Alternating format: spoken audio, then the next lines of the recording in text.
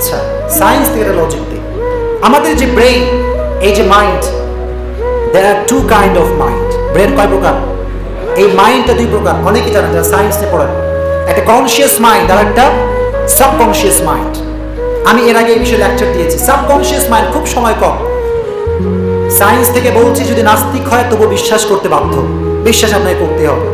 Subconscious mind হচ্ছে এমন একটা জিনিস, যখন আপনি কোনো একটা জিনিস বারবার করবেন, বারবার শুনবেন, বারবার এটাকে দেখবেন, তখন এটা আস্তে আস্তে আমাদের একটা অনুভূতি তৈরি করবে। কি তৈরি করবে? আরো জোরে বলেন, কি তৈরি করবে?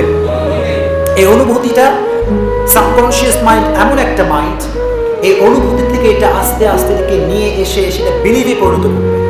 বিশ্বাস কিসে পরিণত করবে বলেন? ফর এক্সাম্পল, ফজরের নামাজ সবাই কি মসজিদে পড়তে আসে? সবাই কি পড়তে আসতে পারে?